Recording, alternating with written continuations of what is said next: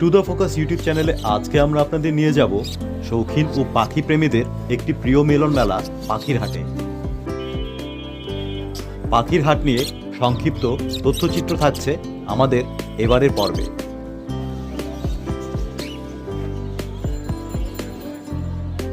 পাখির হাট সম্পর্কে বলতে গেলে এর শুরুটা কবে থেকে হয়েছে তার কোনো সুনির্দিষ্ট সাল জানা যায়নি।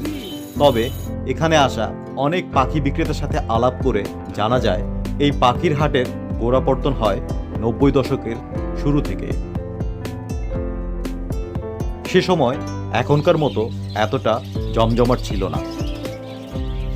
শুরুর দিকে কয়েকজন বিক্রেতা প্রতি শুক্রবার কবুতর বিক্রি করতে আসতেন। এরপর থেকে প্রতি শুক্রবার কবুতর ছাড়াও দেশি বিদেশি বাহারি রং ও নামের পাখি পসরা বসে মিরপুর এই পাখির হাটে। মিরপুর 1 নম্বরে শাহ আলী মাজারের পেছনে কাঁচা বাজারের পাশেই বসে এই পাখির হাট। এখানে বিভিন্ন প্রকার পাখি ছাড়াও খরগোশ, বিড়াল সহ বিভিন্ন প্রকার পোষা প্রাণীর বেচাকেনা চলে হরদম।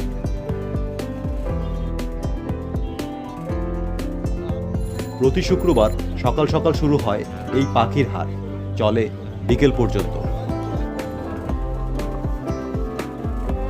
বিভিন্ন প্রজাতির কবুতর, বাহারি রঙের পাখির কিচিরমিচির শব্দে চারিদিক মাতোয়ারা হয়ে থাকে।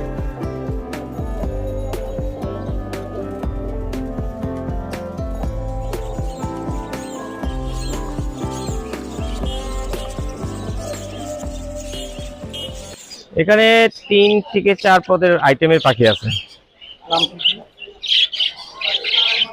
এখানে লাভার্ট আছে, lutino, red face, red eye, বাজরিক আছে। এই যেটা অ্যালবিনো, লটিনো, কিছু রানিং, সেমি রানিং আছে। এখানে কিছু ক্লাসিক আছে, গ্রিন পেট আছে। বিভিন্ন খামারি মনে করেন যারা 2-4 20 জোড়া 50 জোড়া নিয়ে ছোটখাটো একটা খামার করছে তাদের কাছে আমরা সংগ্রহ করি, বা 100 জোড়া বা তার উপরে পাখি পালতেছে স্টুডেন্ট লাইফ থেকে। আর ব্যবসায় আসছে প্রায় আজকে 17 বছর। 48 বছর এই পাখির সঙ্গে কবুতর সঙ্গে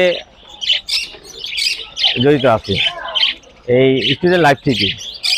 ওইখান থেকে এই বিজনেসে আসা। আগে এক সময় বাজারটা ভালো ছিল, এখন করোনার পরে সব পাখির বাজারটাই, যেগুলো ইম্পোর্টের পাখি সেগুলোর দামটা একদম লো প্রাইজে এসে পড়ছে। এখন যদি সরকার থেকে যদি এটাকে এক্সপোর্ট করার জন্য একটা সিস্টেম যদি চালু করতো, তাহলে এই পাখিগুলো বাংলাদেশে একটু, যারা পাখি খামারি আছে, যারা ব্যবসায়িক আছে, তারা একটু লাভবান হইতো। ক্রেতা বিক্রেতার পদচারণায় পশু পাখি প্রেমীদের মিলন মেলায় পরিণত হয় পুরো হাট প্রাঙ্গণ।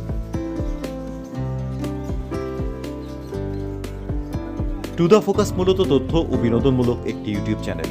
নিত্য নতুন ভিডিও দেখতে টু দ্য ফোকাস ইউটিউব চ্যানেলটি এখনই সাবস্ক্রাইব করুন। এছাড়া লাইক, কমেন্ট ও শেয়ার করে আমাদের সাথেই থাকুন, কারণ আপনাদের লাইক, কমেন্ট ও শেয়ার আমাদেরকে নিত্য নতুন ভিডিও তৈরিতে অনেক বেশি অনুপ্রাণিত করে। মেলা বাড়ার সাথে সাথে মেলায় ক্রেতা ও বিক্রেতার সংখ্যা বাড়তে থাকে। দূর দূরান্ত থেকে বিক্রেতারা তাদের পোষা প্রিয় প্রাণীটিকে বিক্রির জন্য নিয়ে আসে। কেউ বা ব্যবসায়িক উদ্দেশ্যে বিক্রি করে, আবার কেউ বা টাকার জন্য তাদের পোষা প্রাণীটিকে বিক্রি করতে আসেন। কবির ভাষায় বললে, বন্যেরা বনে সুন্দর, শিশুরা মাতৃ করে। আপনি যদি এসব নিরীহ প্রাণীটির যথাযথ যত্ন ও পরিচর্যা না করতে পারেন, তাহলে আপনার জন্য পাখি কিংবা পশুপালন না করাই